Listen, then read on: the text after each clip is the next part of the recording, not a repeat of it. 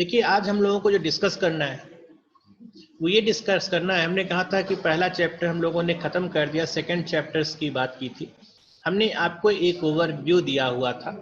हमने बताया था कि दो सर्किट को जो है जोड़ करके दिखाया था, जो लास्ट डे पर प्रेजेंट रहे होंगे, कि दो सर्किट्स को बनाया हुआ है किस तरीके से, ठीक है ना, किस तरीके से अगर स्विच ऑन और ऑफ की स्टेट में हो तो हम लोग जो है डिसाइड कर सकते हैं कि कब ऑन स्टेट में है और कब ऑफ स्टेट में, ठीक है ना। तो ये शुरू करने के पहले पहले हम लोग थोड़ा सा जनरेशंस की बात करेंगे, और जनरेशंस की बात करने के बाद हम लोग देखेंगे कि किस तरीके से सिस्टम का इवोल्यूशन हुआ है, ठीक है, एक कंप्यूटर सिस्टम किस तरीके से इवॉल्व किया है, ठीक है ना। तो आप देखेंगे कि जो डेवलपमेंट हुआ है, development of system took place in the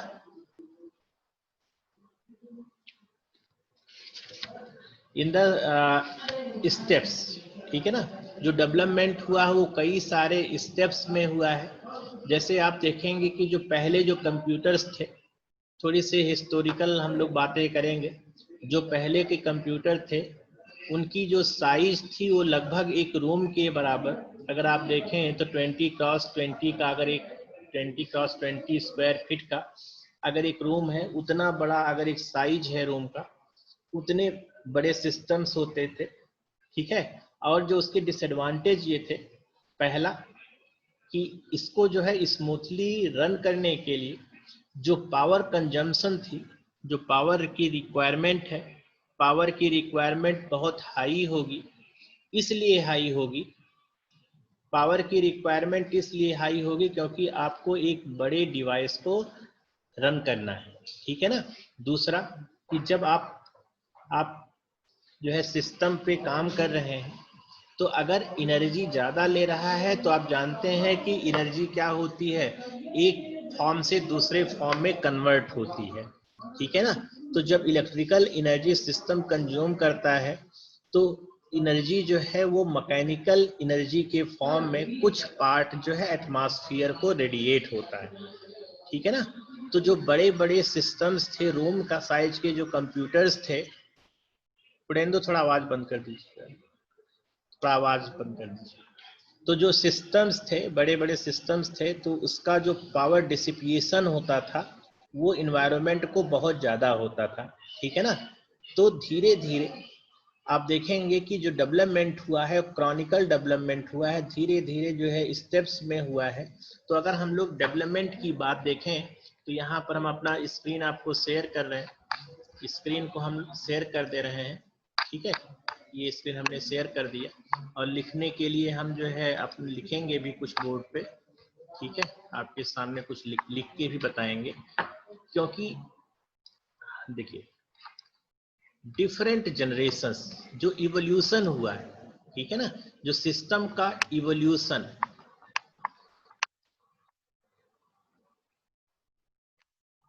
दो चीज होता है, एक होता है इवेल्युएशन, एक होता है इवोल्यूशन। इवोल्यूशन इज अ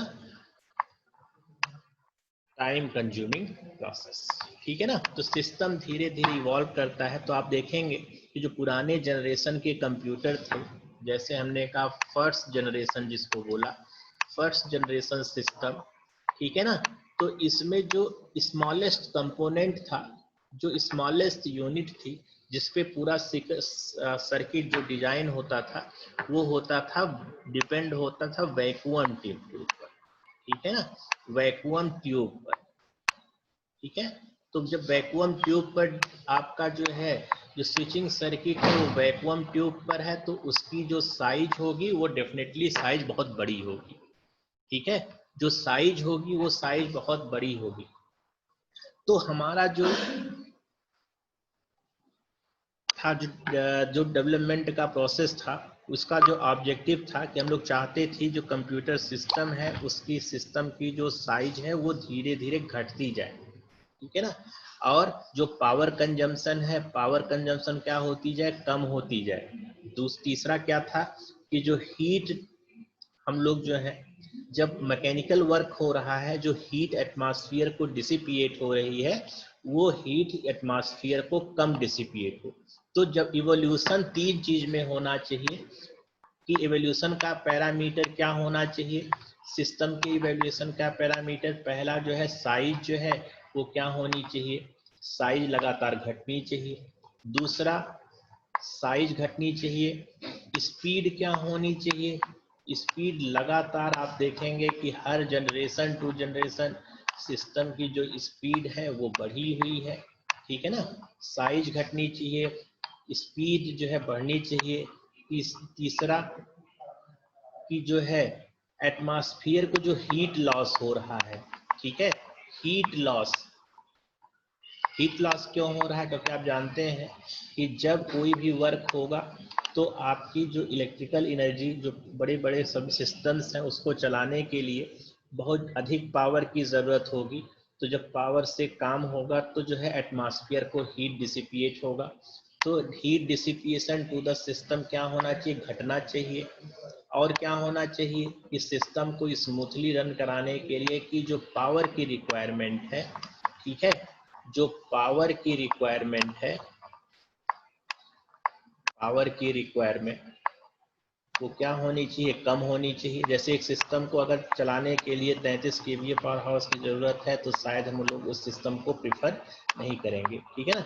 तो जो पावर की रिक्वायरमेंट है वो क्या होनी चाहिए, घटनी चाहिए, ये भी कम होना चाहिए, ठीक है ना। और क्या होना चाहिए, पावर के साथ जो कॉस्ट है, ठीक है ना, जो कॉस्ट ऑफ द सिस्टम, ठीक है ना, कॉस्ट ऑफ द सिस्टम में क्या होना चाहिए, कम होना चाहिए। समझ में आ रहा है। तो जो भी सिस्टम का डेवलपमेंट होगा इसमें इतने फीचर मौजूद होना चाहिए। जो भी हम लोग सिस्टम के डेवलपमेंट की बात कर रहे हैं, इतने पैरामीटर्स हैं, these parameters will decide direction of the evolution. तो पहले जनरेशन के जो सिस्टम्स थे वहां पर जो आपका डिवाइस था वैक्यूम ट्यूब यूज होता था।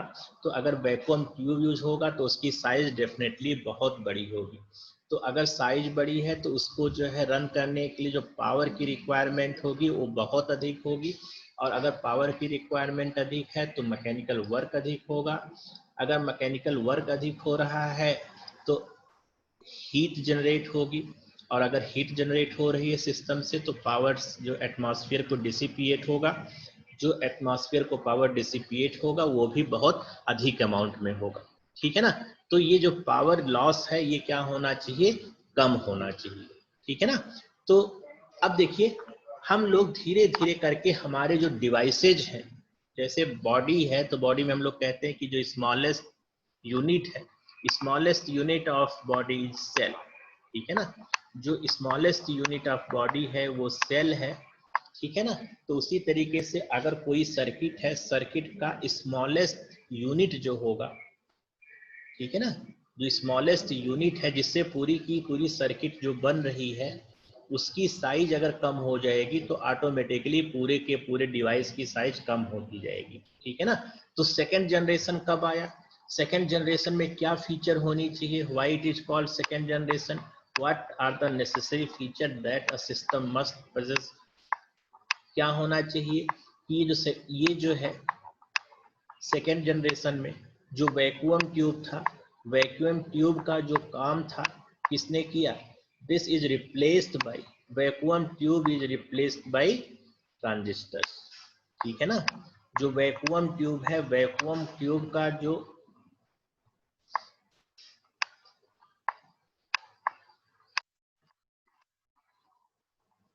ठीक, तो वैक्यूम ट्यूब को किसने रिप्लेस किया, ट्रांजिस्टर ने रिप्लेस किया। तो अगर ट्रांजिस्टर रिप्लेस करेगा तो ट्रांजिस्टर की साइज जितने में एक वैक्यूम होता था उतने हम लोग उतने स्क्वायर एरिया में हम लोग बहुत सारे जो है स्मॉलेस्ट यूनिट ट्रांजिस्टर को फैब्रिकेट कर सकते हैं।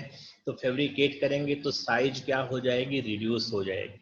तो जो सेकेंड जनरेशन था उसमें कुछ एडवांटेज आया कि जो साइज है वो रिड्यूस हुई। और रिड्यूस इसलिए हुई क्योंकि जो फर्स्ट जनरेशन में वैक्यूम ट्यूब यूज होता था, वैक्यूम ट्यूब को हमने किससे रिप्लेस किया, ट्रांजिस्टर से रिप्लेस किया। और डेफिनेटली जो ट्रांजिस्टर है उसकी साइज जो है वो छोटी होती है, और अगर साइज छोटी होगी तो ऑटोमेटिकली जो पूरे के पूरे जो सिस्टम है उसकी साइज कम होती जाएगी। और अगर साइज कम हो गया, ठीक है, डिवाइस मतलब साइज कम है, तो पावर की रिक्वायरमेंट इस सिस्टम को रन करने के लिए पावर की रिक्वायरमेंट क्या होगी, कम होगी। और अगर पावर की रिक्वायरमेंट कम है, पावर कंजम्पशन कम है, तो हीट लॉस क्या होगी, कम हो जाएगी।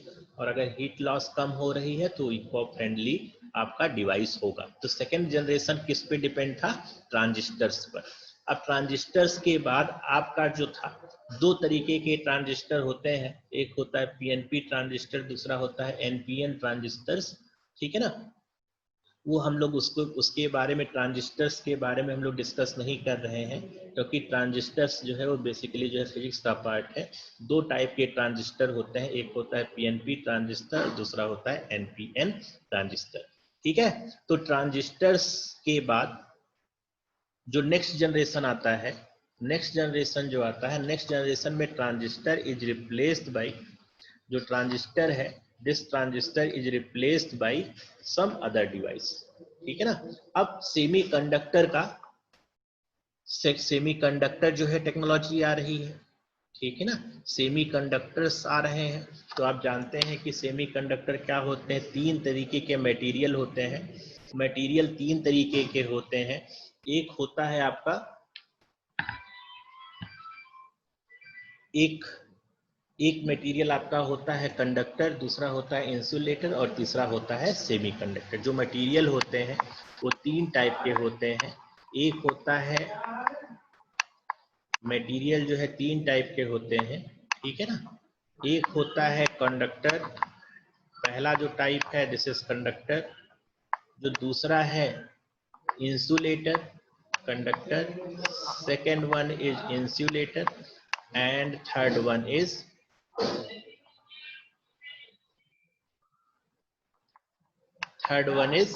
सेमीकंडक्टर, ठीक है ना। सेमीकंडक्टर में हमारा इंटरेस्ट है और हमारा इंटरेस्ट किसी चीज में नहीं है, we are only interested in semiconductors, ठीक है ना। तो तीन तरीके के मटेरियल होते हैं, हम लोग जो सिस्टम में कौन सा क्या यूज करना चाहते हैं, सेमीकंडक्टर्स यूज करना चाहते हैं स्विचिंग के लिए। तो थर्ड जनरेशन में जो ट्रांजिस्टर है, जो ट्रांजिस्टर का वर्क है, इसको कौन करेगा, सेमीकंडक्टर करेगा, ठीक है ना। तो सेमीकंडक्टर मटेरियल में ही तीन टाइप के मटेरियल होते हैं, एक होता है कंडक्टर होता है, दूसरा होता है इंसुलेटर और तीसरा होता है सेमीकंडक्टर। तो तीनों के कैरेक्टरिस्टिक क्या है, टेम्परेचर बढ़ने पर कंडक्टिविटी पर क्या असर है, ये चीज हम लोग देखते हैं, ठीक है ना। तो आप देखते हैं कि अगर कंडक्टर है, टेम्परेचर बढ़ाएंगे, तो हमारा इन दोनों में इंटरेस्ट नहीं है जानने में, ये इंटरेस्ट हमारा नहीं जानने में है, हमारा इंटरेस्ट किसको जानने में है, सेमीकंडक्टर्स को जानने में, ठीक है।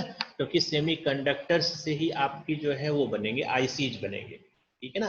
तो सेमीकंडक्टर में हमारा जानने में इंटरेस्ट है और हमारा इंटरेस्ट जानने में नहीं है। तो आप जानते हैं कि नाम सुना होगा, सिलिकॉन का नाम सुना होगा, जर्मेनियम का नाम सुना होगा, सिलिकॉन एंड जर्मेनियम, ये क्या है, दीज आर सेमीकंडक्टर्स, ठीक है। सिलिकॉन और जर्मेनियम जो है ये सेमीकंडक्टर है। तो सेमीकंडक्टर का नेचर क्या होता है, सेमीकंडक्टर का नेचर ये होता है कि जब हम लोग टेम्परेचर बढ़ाते हैं तो धीरे धीरे जो है कंडक्टिविटी बढ़ती है, ठीक है ना। जो टेम्परेचर होता है, जैसे आपके सिलिकॉन है, ठीक है ना, तो इसकी वैलेंसी कितनी होती है, 4 होती है। तो इसके आउटर सेल में जो है चार इलेक्ट्रॉन है, ये सिलिकॉन है, ठीक है ना। इस तरीके से इलेक्ट्रॉन जो है, अब ये यहाँ पर सिलिकॉन है, इसके 4 इलेक्ट्रॉन्स हैं, यहाँ पर, यहाँ पर, यहाँ पर और यहाँ पर, ठीक है ना। इस तरीके से 4 इलेक्ट्रॉन्स हैं और ये दोनों इलेक्ट्रॉन्स आपस में शेयरिंग कर ले रहे हैं, ठीक है ना। इसी तरीके से यहाँ पर सिलिकॉन है, यहाँ पर सिलिकॉन है, ठीक है ना। इसके 4 इलेक्ट्रॉन्स हैं और आपस में क्या कर रहे हैं, ये शेयर कर ले रहे हैं। और जब शेयर करते हैं तो आप जानते हैं कि कैसा बॉन्ड बनता है, this will form a covalent bond, ठीक है ना। तो इस तरीके से ये जो सिलिकॉन एटम्स हैं, सिलिकॉन एटम्स इस तरीके से कोवैलेंट बॉन्ड बनाए हुए हैं। तो जब इनिशियली क्या होगा, जब टेम्परेचर लो होगा, टेम्परेचर लो होगा यानी कि हम लोग जो वोल्टेज अप्लाई कर रहे हैं वो कम है, एक सर्टेन थ्रेशोल्ड से अगर वोल्टेज कम है तो जो सेमीकंडक्टर है उसमें कंडक्टिविटी, करंट फ्लो नहीं होती है। लेकिन जब जब वोल्टेज को बढ़ाते हैं, जब वोल्टेज को बढ़ाएंगे तो क्या होगा, वोल्टेज को बढ़ाएंगे तो इलेक्ट्रॉन जो है जंप करके कहां से कहां पर जाएंगे। एक चीज आपने पढ़ा होगा कि जो इलेक्ट्रॉन है, इलेक्ट्रॉन का जो अरेंजमेंट होता है, इलेक्ट्रॉन का अरेंजमेंट कैसे होता है, 2n² के अकॉर्डिंग जो है इलेक्ट्रॉन्स अरेंज्ड होते हैं, ठीक है ना। तो पहला जो सेल है उसको k cell, l cell, m cell, n cell ऐसे हम लोग नाम देते हैं, ठीक है ना। तो अगर एनर्जी लेवल के फॉर्म में हम लोग ड्रा करें तो सबसे लोवेस्ट सेल है, this is k cell, k l, इस तरीके से m।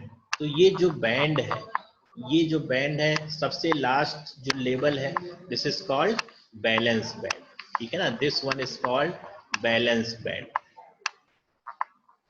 ठीक है, बैलेंस बैंड। और इससे हायर जो सेल है, हायर जो सेल है उसको हम लोग कहते हैं, उसको हम लोग कहते हैं कंडक्शन बैंड, ठीक है ना। तो ये मान लीजिए n लेवल है, ये सेल, ये जो बैंड है दिस इज कंडक्शन बैंड, ठीक है, कंडक्शन बैंड। तो अगर इलेक्ट्रॉन यहाँ से जंप करके यहाँ पर अगर हम लोग इतनी एनर्जी दे दें तो इलेक्ट्रॉन जंप होकर के कहाँ से कहाँ पर आ जाएगा, यहाँ से जंप होकर के इस बैंड में आ जाएगा, ठीक है ना।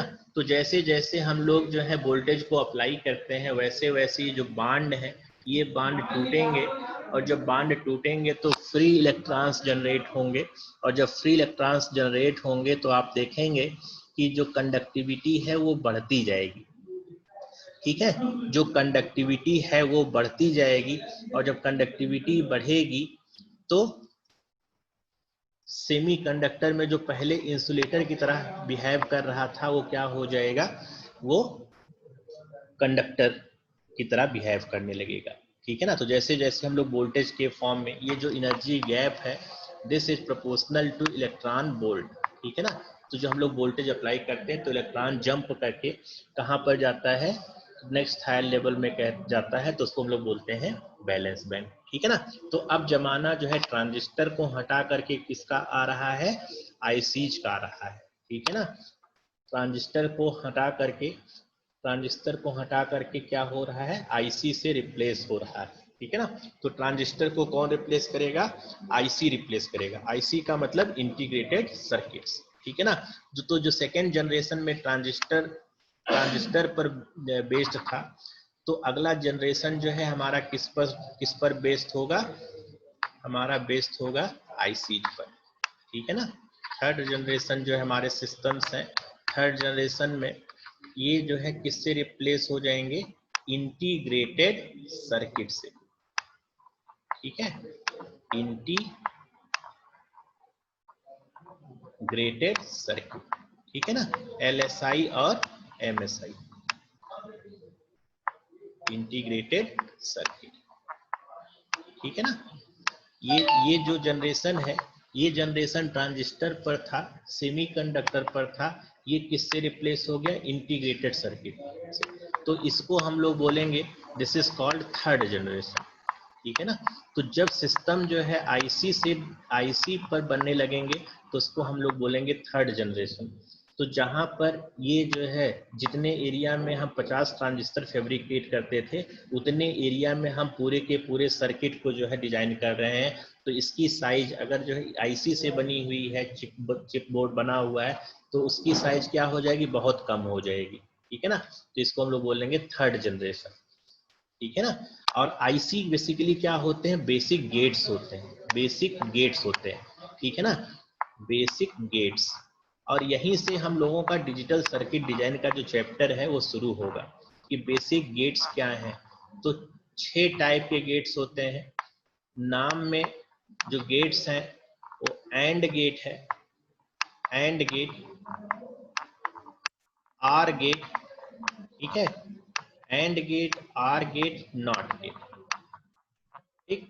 3 जो है बेसिक गेट हो गए, और 3 नैंड गेट,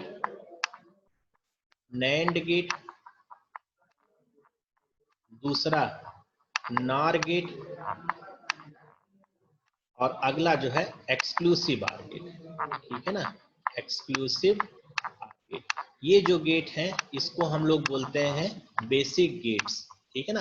तो जो डिजिटल सर्किट की बात हम लोग जो कर रहे हैं, तो आप अगर आप मोबाइल को आप ओपन करके देखते हैं, मोबाइल को ओपन करके देखते हैं तो पूरे का पूरा जो सर्किट जो है, पूरे का पूरा सर्किट जो है एक जो है छोटे से एक स्क्वायर या रेक्टेंगल के फॉर्म में छोटे छोटे कंपोनेंट्स जुड़े होते हैं। तो वो जो कंपोनेंट्स हैं वही क्या है, इंटीग्रेटेड सर्किट्स है, ठीक है ना।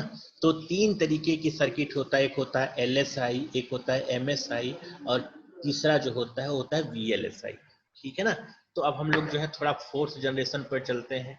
फोर्थ जनरेशन, फोर्थ जनरेशन पर, फोर्थ जनरेशन में आईसी जो है किससे रिप्लेस हो जाएगा, जो आईसी था ये रिप्लेस हो जाएगा वीएलएसआई से,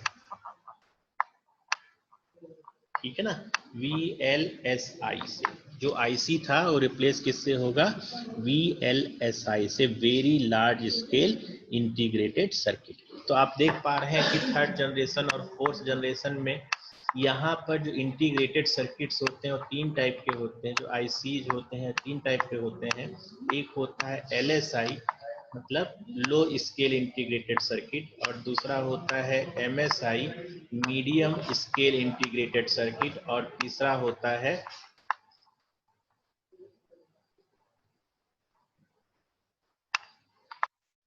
VLSI, ठीक है ना। VLSI very large scale integrated circuit. तो जो फोर्थ जनरेशन है ये किस पे डिपेंड करता है, वेरी लार्ज स्केल। तो आप देख पा रहे हैं कि जो स्मॉलेस्ट कंपोनेंट है वो क्या होता जा रहा है, धीरे धीरे छोटा होता जा रहा है। तो जब बेसिक यूनिट ही छोटा होता जाएगा तो ऑटोमेटिकली जो कंप्यूटर सिस्टम की जो साइज है वो ऑटोमेटिकली कम होती जाएगी। तो फोर्थ जनरेशन तक हम लोग जानते हैं। फिफ्थ जनरेशन जो है वो आपका फ्यूचर है, ठीक है ना। फिफ्थ जनरेशन जो कंप्यूटर सिस्टम होंगे, फिफ्थ जनरेशन कंप्यूटर सिस्टम की क्या कैरेक्टरिस्टिक होगी कि ये किस पे डिपेंड करेंगे, ये सिस्टम डिपेंड करेंगे नैनो टेक्नोलॉजी, ठीक है ना, नैनो टेक्नोलॉजी। तो जो पांचवा जनरेशन कंप्यूटर सिस्टम का होगा future, future of computer system, तो क्या होगा, नैनो टेक्नोलॉजी पर डिपेंड होगा, ठीक है। तो नैनो टेक्नोलॉजी क्यों बोल रहे हैं, क्योंकि जो साइज है यहाँ पर देखिए, जो स्विचिंग टाइम है, जो इंटीग्रेटेड सेमीकंडक्टर्स थे वहां पर स्विचिंग टाइम माइक्रो सेकेंड का था, ठीक है ना, माइक्रो सेकेंड। इसका मतलब कि जो ऑपरेशन होते थे वो 10⁻⁻⁶ सेकेंड में ऑपरेशन होते थे, ठीक है ना, माइक्रो सेकेंड में। और अगर नैनो टेक्नोलॉजी की बात हम लोग करेंगे तो इसका जो ऑर्डर हो जाएगा वो कितना हो जाएगा, 10⁻⁹ सेकेंड के ऑर्डर का हो जाएगा। तो जो साइज है, जो आप ये कंपोनेंट देख रहे हैं नैनो टेक्नोलॉजी में, हो सकता है कि आपके एक पेन की जो साइज है, इस पेन की साइज के बराबर ही आपका सिस्टम हो, बाकी पूरे का पूरा जो साइज हो घटता जाए। तो जब आप यहाँ से टेक्नोलॉजी आ रहे हैं तो आप देख पा रहे हैं कि हर एक जनरेशन में जो है साइज घटती जा रही है। तो अगर आप साइंस फिक्शन आप देखते होंगे तो आपने देखा होगा कि जो फ्यूचर है उसको बोलते हैं पेन टॉप, ठीक है ना। पेन टॉप, पेन का मतलब कि जैसे हमारी ये पेन है, इसको हमने ओपन किया, इसको हमने ओपन किया और ऐसे जो है लगा दिया तो इससे स्क्रीन बन गई, ठीक है ना। ये जो पार्ट है इस पे आपका जो है पूरा डिजिटल सर्किट फैब्रिकेटेड है, और एक यहाँ पर हमने जो है एक जो है प्रोजेक्ट करके कीबोर्ड जनरेट कर लिया और पूरे का पूरा जो काम हम लोग कर लेते हैं, ठीक है ना। तो the future of system is pen top. तो अभी फिलहाल वो जो है अभी साइंस फिक्शन की बातें हैं, लेकिन जो साइज है वो लगातार घटती जा रही है। हम लोग जो है प्रेजेंट टाइम में जो है फोर्थ जनरेशन में काम कर रहे हैं। जो कंप्यूटर सिस्टम का जनरेशन है वो फोर्थ जनरेशन सिस्टम की बात हम लोग करते हैं, VLSI की बात करते हैं। फिफ्थ जनरेशन अभी जो है फिफ्थ जनरेशन पर काम होना बाकी, ठीक है ना। तो जब नैनो टेक्नोलॉजी आ जाएगी तो कंप्यूटर सिस्टम की साइज जो है और भी कम हो जाएगी, ठीक है ना। तो यहाँ से हमारा जो बैकग्राउंड लगभग बना लिया हमने कि हमारे फाइव जनरेशन कंप्यूटर सिस्टम्स हैं। जो कंप्यूटर सिस्टम है वो 5 जनरेशन में होते हैं। फर्स्ट जनरेशन आपको ऐसे ऐसे आइडिया होना चाहिए, आपको याद करने की जरूरत नहीं है। फर्स्ट जनरेशन किस पे डिपेंड करता था, वैक्यूम ट्यूब पर। सेकेंड जनरेशन ट्रांजिस्टर पर। फोर्थ जनरेशन आईसी पर। फिफ्थ जनरेशन VLSI पर। फोर्थ जनरेशन VLSI पर, फिफ्थ जनरेशन नैनो टेक्नोलॉजी। तो जब नैनो टेक्नोलॉजी की बात आप सुनते हैं तो नैनो टेक्नोलॉजी का मतलब कि सबसे छोटा, ठीक है ना। तो साइज लगातार जो आप देख रहे हैं कि साइज सिस्टम की लगातार घटती गई है, साइज घटी है, जो ऑपरेशन है, ऑपरेशन की जो परफॉर्मेंस है वो लगातार बढ़ती गई है, तो स्पीड बढ़ी है, पावर कंजम्पशन कम हुआ है, ठीक है ना। तो सिस्टम में हमेशा आप देखते हैं कि जब भी मॉडिफिकेशन होता है तो हमेशा बेहतरी के लिए होता है, तो सिस्टम की साइज लगातार घटती जाएगी, ठीक। तो हम लोग यहाँ पर इंटीग्रेटेड सर्किट से हमारा जो डिजिटल सर्किट का, जो डिजिटल सर्किट डिजाइन की बात हम लोग कल कर रहे थे, हम लोग वहीं से कंटिन्यू करेंगे। और यहाँ से हम लोग, हमारा बैकग्राउंड क्लियर हो गया। हम लोग किस में बात करना चाहते हैं, हम लोग बात करना चाहते हैं बेसिकली गेट्स की बात करना चाहते हैं, ठीक है। जो बेसिक गेट्स है, बेसिक गेट्स की बात करना चाहते हैं। और सबसे पहले हम लोग उनका स्विचिंग देखेंगे। स्विचिंग करने के बाद हम लोग छोटे छोटे कंपोनेंट्स को जोड़ करके बड़े डिजिटल सर्किट्स को डिजाइन करने की बात करेंगे, ठीक है ना। तो स्मॉलेस्ट कंपोनेंट क्या है, डिजिटल सर्किट का स्मॉलेस्ट कंपोनेंट क्या होता है, तो हमने कहा कि smallest component of digital circuit is get, ठीक है। डिजिटल सर्किट का जो स्मॉलेस्ट कंपोनेंट है वो है गेट्स है, ठीक। गेट्स जैसे आपका बॉडी है, बॉडी में ऑर्गन्स है, लेकिन जो स्मॉलेस्ट कंपोनेंट है, स्मॉलेस्ट कंपोनेंट क्या है, सेल है। तो हर एक सेल, हर एक टिश्यू का अपना अलग नेचर होता है। जैसे आप देखेंगे कि जो हैंड का जो टिश्यू है, इसका जो फंक्शनिंग अलग है, इसका जो है वर्किंग मैकेनिज्म अलग है, ठीक है ना। जो हर एक ऑर्गन का जो है सेल स्ट्रक्चर है वो अलग अलग है, ठीक है ना। तो उसी तरीके से सबसे पहले हम लोगों को एलिमेंट्री बेसिक गेट्स की बात हम लोग करेंगे, और गेट्स के सिंबल्स की बात करेंगे कि सिंबॉलिकली हम लोग कैसे रिप्रेजेंट करते हैं और एक डिजिटल सर्किट किस तरीके से वर्क करता है। तो सबसे पहले हम लोग स्मॉलेस्ट छोटे छोटे जो यूनिट्स हैं उसकी बात करेंगे, ठीक है ना। तो सबसे पहले हम लोग 6 गेट की बात कर रहे हैं, 6 गेट की बात कर रहे हैं। एंड गेट की, एंड गेट, पहला गेट बेसिक गेट है एंड गेट। दूसरा जो गेट है वो आर गेट है, ठीक है ना। तीसरा गेट नॉट गेट है, नॉट गेट। चौथा जो गेट है वो नैंड गेट है, नैंड गेट। पांचवा गेट है वो आपका हो गया एक्सक्लूसिव आर गेट, ठीक है ना, एक्सक्लूसिव आर गेट। और जो छठा गेट है वो आपका हो गया नार गेट, ठीक है ना, नार गेट। यही स्मॉलेस्ट कंपोनेंट है।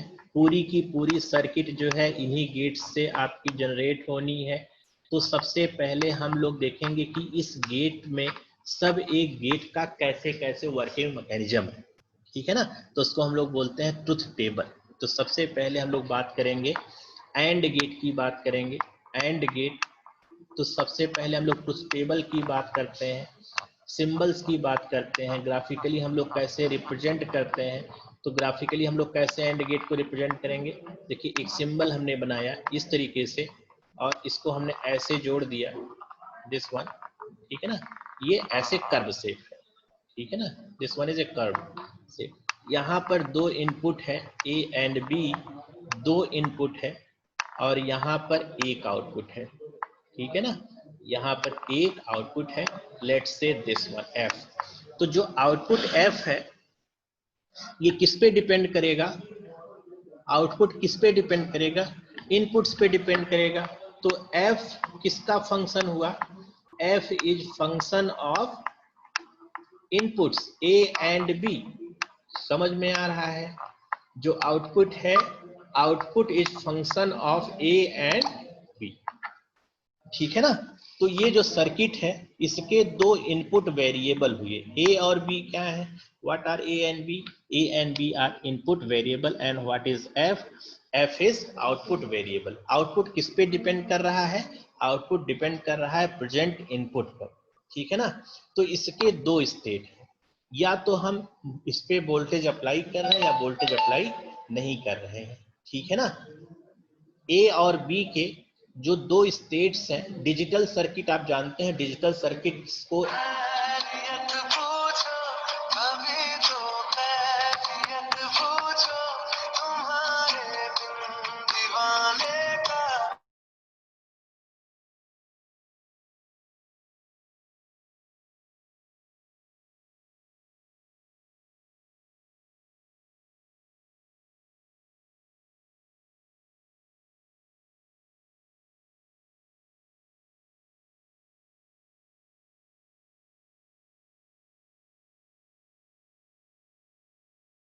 रहे हैं आप कि दो इनपुट गेट्स हैं, एक दो इनपुट हुए और एक जो है आउटपुट हुआ, ठीक है ना। तो इसके ए और वेरिएबल बी जो है, इस पे हम लोग या तो वोल्टेज अप्लाई करते हैं या वोल्टेज अप्लाई नहीं करते हैं, दो चीजें, ठीक है ना। दो चीजें हो सकती है, या तो हम लोग ए पर वोल्टेज अप्लाई करते हैं या वोल्टेज अप्लाई नहीं करते। तो अगर हमने, एक मिनट हम फोन बात कर लेते, कुछ अर्जेंट फोन आ रहा है। तुझे जीना है मेरे बिना। हेलो।